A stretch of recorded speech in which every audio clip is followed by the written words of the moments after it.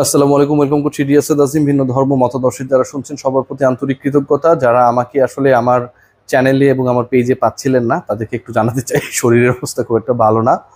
গত প্রায় 7-8 দিন ধরেই ভুগছিলাম, স্ট্রাগল করছিলাম, তারপরেও কন্টেন্ট বানাচ্ছিলাম। পরের 4-5 দিন আসলে পারি নাই। সত্যিকার অর্থের ক্রিকেটীয় কন্টেন্ট নিয়ে আবারও আপনাদের সামনে হাজির হওয়ার চেষ্টা করছি। কন্টেন্টটাও শেষ করতে পারবো কিনা রাইট নাও আমি জানি না। তিনি একজন ডানহাতি ব্যাটসম্যান, টপ অর্ডারে ব্যাটিং করেন এবং ফ্যান বেজের কথা যদি আমরা বলি বিশাল। ঘরোয়া ক্রিকেটে দারুণ পারফরমেন্স করেন, ইন্টারন্যাশনাল ক্রিকেটে সেটার কোনো ছাপ আমরা পাই না। শ্রীলঙ্কা বাংলাদেশ যে ট্যুরটা করলো আপনারা জানেন, সেখানটায় বাংলাদেশ টি-20 ফরম্যাটে অসাধারণ খেলেছিল, বাকি 2 ফরম্যাটে বাংলাদেশ ভালো করতে পারে নাই। এই 3 ফরম্যাটেরই কোনো একটা ফরম্যাটে জাতীয় দলেও তিনি খেলেছেন। ফিক্সিংয়ের সাথে সেই ক্রিকেটারের জড়িত থাকার প্রবল সম্ভাবনার তথ্য উপাত্ত স্বাধীন যে তদন্ত কমিশন গঠন করা হয়েছিল সবশেষ বিপিএল এর ফিক্সিং তদন্তে সেখানটায় পাওয়া গেছে। এবং এই কথাটা আমার না, বাংলাদেশের টপ ডেইলিজগুলোর একটা দৈনিক প্রথম আলো, তারেক মাহমুদ মনি ভাই, আমার খুব প্রিয় বড় ভাই, তিনি এই রিপোর্টটা করেছেন। এবং এই রিপোর্টে অভিযুক্ত তালিকায় সর্বশেষ শ্রীলঙ্কা সিরিজে খেলা এক ব্যাটারের কথা বলা হয়েছে। আমি তার এই রিপোর্টকে কোট করেই বাকিটুকু অনুসন্ধান করে বের করে আপনাদের সাথে শেয়ার করলাম। সাকিব আল হাসান, মোহাম্মদ আশরাফুল, বাংলাদেশের ক্রিকেটের 2 নক্ষত্রের যে পতন ঘটেছিল ফিক্সিং এবং ফিক্সারদের সাথে জড়িত হবার কারণে অনেক ধরনের সমালোচনা হয়েছিল, মানুষ মুখ ফিরিয়ে নিয়েছিল, ভালোবাসায় বুকে জড়িয়ে ধরেছিল। কিন্তু এই 2 মহাতারকার এক্সপেরিয়েন্সের পরেও বাংলাদেশের ক্রিকেট ফিক্সিং মুক্ত না। প্রথম আলোর এই রিপোর্ট এবং স্বাধীন তদন্ত কমিশনের যে প্রাথমিক রিপোর্ট অন্তত সেটাকেই ডেলিভার করে। এর থেকেও ভয়াবহ তথ্য উঠে এসেছে সেই রিপোর্টে। সেখানে বলা হচ্ছে জাতীয় দলে খেলা আরও সাবেক 2জন ক্রিকেটার রয়েছেন, যাদের একজন অফ স্পিনার এবং একজন পেসার। কে তারা সেই সম্ভাব্য নামগুলো মোটামুটি আমরা জেনে গেছি, বলতে চাচ্ছি না যতক্ষণ না পর্যন্ত বিসিবি এটাকে ডিসক্লোজ করে। শ্রীলঙ্কা সিরিজে খেলা ওই ক্রিকেটার কে সেটাও মোটামুটি সবাই জেনে গেছে, সেটাও কেউ ডিসক্লোজ করছে না যতক্ষণ না পর্যন্ত বাংলাদেশ ক্রিকেট বোর্ড এটাকে ডিসক্লোজ করে। এর থেকেও ভয়াবহ তথ্য 2023-24 মানে 10th edition of BPL, Bangladesh Premier League cricket 12th edition শুরু হওয়ার অপেক্ষায়, সেখানটা একটা ফ্র্যাঞ্চাইজিকে, একটা দলকে ইনফ্যাক্ট ম্যাচ হারার জন্য, সেই দলটা যদি ম্যাচটা হেরে যায়, প্রস্তাব করা হয়েছিল 400 crore টাকা।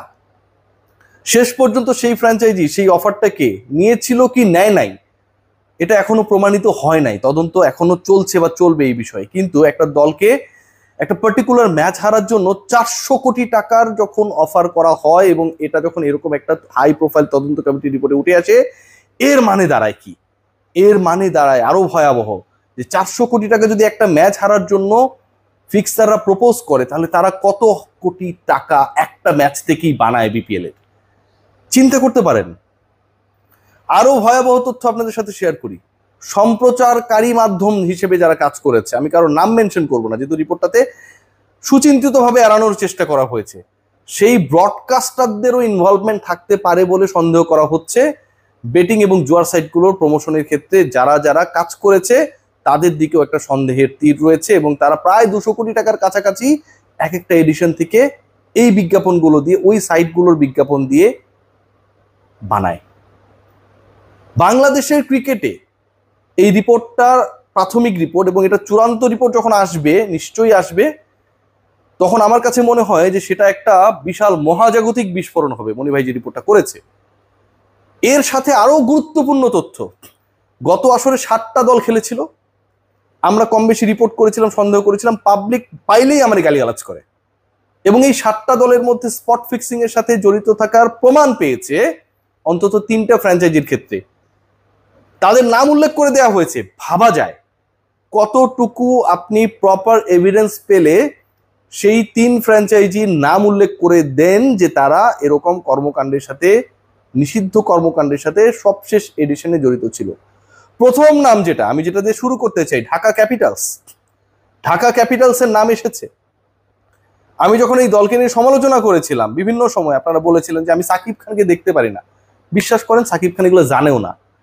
সাকিব খান হয়তো এখানকার ব্র্যান্ড অ্যাম্বাসেডর হিসেবে অথবা দলের একটা মালিকানার অংশ হিসেবে তিনি আছেন, বাট এই ক্রিকেটীয় অন্ধকার জগৎ সম্পর্কে সাকিব খানের জানার কোনো সুযোগ নেই। কিন্তু তার যারা কো পার্টনার হিসেবে কাজ করেছে, আমি মিস্টার এম এর কথা বলেছিলাম, আপনারা মনে করেন 1 বছর আগে আমি বিভিন্ন রিপোর্ট করতাম mister M mister M mister M. Mister M এর কর্মকাণ্ড নিয়ে আপনারা বারবার বোঝার চেষ্টা করেছেন, বলার চেষ্টা করেছেন who is that mister M. Mister M নানা মাধ্যমে আমাকে কনভিন্স করার চেষ্টা করেছিল। সেই মিস্টার এম এর টিম ঢাকা ক্যাপিটালস, তারা স্পট ফিক্সিং এর মতো কর্মকাণ্ডের সাথে জড়িত এরকম বিবেচনা করে এই দলটাকে যেন আর না রাখা হয় বিপিএল এ, সেই সুপারিশ করা হয়েছে। ঢাকা ক্যাপিটালসের সাথে আরো বড় বড় ব্র্যান্ড জড়িত, এগুলো নিয়েও আমি রিপোর্ট করব। যেহেতু ঢাকা ক্যাপিটালসের রিপোর্ট প্রথম আলোতে এসেছে, এটা তো আর আমার রিপোর্ট না, প্রথম আলোতে যেহেতু রিপোর্টটা এসেছে, আমি যদি একদম আপনাদেরকে সেভাবেই পড়ে শোনাই, খেয়াল করে দেখবেন যেখানটায় বলা হয়েছে, কি বলা হয়েছে, ঢাকা ক্যাপিটালসের সাথে রাজশাহীর যে দলটাকে নিয়ে নানা সময় আলোচনা হয়েছে, সেই দলটা রয়েছে দুর্বার রাজশাহী, এবং সিলেট সিক্সার্সের কথা বলা হয়েছে, উল্লেখ করা হয়েছে। হারলা নইর এই যে ব্র্যান্ডগুলো, ঢাকা ক্যাপিটালসের সাথে এদের একটা বড় ইনভলভমেন্ট ছিল, এবং সেই দলটা এখনো ক্রিকেটারদের শতভাগ পারিশ্রমিক নাকি দিতেও পারে নাই। সাকিব খানকে আপনি ব্র্যান্ড অ্যাম্বাসেডর হিসেবে নিয়ে আসছেন, আপনি সাকিব খানের মানিজ্জত কতটুকু রেখেছেন? যেই ব্র্যান্ডগুলোর মালিক এখানটায় জড়িত রয়েছে তাদের রেসপন্সিবিলিটিস কতটুকু, এটা খতিয়ে দেখার সুযোগ রয়েছে। আমি সেটা দেখব, আমি সত্যি দেখবো, আই প্রমিস।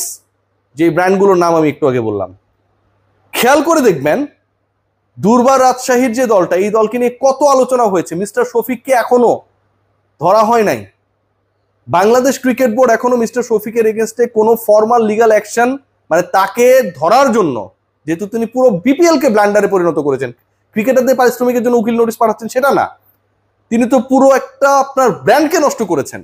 কোনো অ্যাকশনে যায় নাই, ফারুক যায়নি, পাপন যায়নি, কেউ যায় না। সিলেট সিক্সার্স আপকামিং বিপিএল এ যে দলগুলো থাকবে না, সেই আলোচনায় ঢাকা ক্যাপিটালসের নাম আমি বলেছিলাম। ঢাকা ক্যাপিটালসের কো ওনার আরেকজন টিমের ওনারের কাছে গিয়ে কমপ্লেন করেছে, উল্লেখ করেই বলি, চিটং কিংসের মালিকের কাছে, সামির ভাইয়ের কাছে কমপ্লেন করেছে যে তার নামেও আমি অনেক কথাবার্তা বলি। চিটং কিংসের মালিক তো আর ওই ফিক্সিং করে নাই, তিনি তো আর এগুলোর সাথে জড়িত না, তার মনে হয়েছে যে অন্য মালিকরাও ভালো। তিনি আমাকে বললেন, রিয়াসাত ভাই আপনি, তারাও ভালো, আপনি তাদের সম্পর্কে ওই কথা বলছেন, এটা তো বলা উচিত করেন নাই। তার পার্সপেক্টিভ কিন্তু রাইট, তিনি তার মতোই সবাইকে মনে করেছেন, তাদের দেনা পাওনা নিয়ে হিসাব নিকাশ বিসিবির সাথে মানবিমান আছে। কিন্তু চিন্তা করে দেখেন যে এই ঘটনা যখন এইভাবে প্রকাশিত হয়, স্বাধীন তদন্ত কমিটি যখন উঠে আনে, প্রথম আলো রিপোর্টে যখন প্রকাশিত হয়, তখন বাংলাদেশ ক্রিকেট বোর্ড এদের এগেনস্টে গত একটা বছরে প্রাউডলি অ্যানাউন্স করতে পারেনি যে এই দলগুলোর এই অবস্থা। একটা ম্যাচ বিক্রি করার জন্য, হেরে যাওয়ার জন্য 400 crore এমন একজন ক্রিকেটারের নাম তারা খুঁজে পেয়েছে। নিশ্চয়ই তদন্ত কমিটি তাদের আপডেটসগুলো ন্যাশনাল টিমকে দিচ্ছিল, ম্যানেজমেন্টকে দিচ্ছিল। সেই ক্রিকেটার কি করে শ্রীলঙ্কার বিপক্ষে বাংলাদেশের কোনো একটা ফরম্যাটে দলে থাকে? কিভাবে সম্ভব? এটা হয়েছে সম্ভব। হাই ফ্ল্যাক্ট ক্রিকেটার প্রায় 4-5 জন রয়েছে যারা একদম প্রমাণিত ফিক্সিং করেছে, বিপিএল এ ফিক্সিং করেছে, প্রমাণিত ক্রিকেটারদের খুঁজে পাওয়া গেছে। জাতীয় দলে সম্প্রতি সবশেষ যে সিরিজগুলো হয়েছে সেগুলোতে খেলা ক্রিকেটারদের খুঁজে পাওয়া গেছে। সম্প্রচারকারী মাধ্যম হিসেবে যারা কাজ করেছে তাদের ব্যাপারে এলিগেশন এসেছে, নাম উল্লেখ নেই। কোন দিকে যাচ্ছে বিপিএল? ভয়াবহ পরিস্থিতি। সবাই ভালো থাকবেন, আমার জন্য দোয়া করবেন।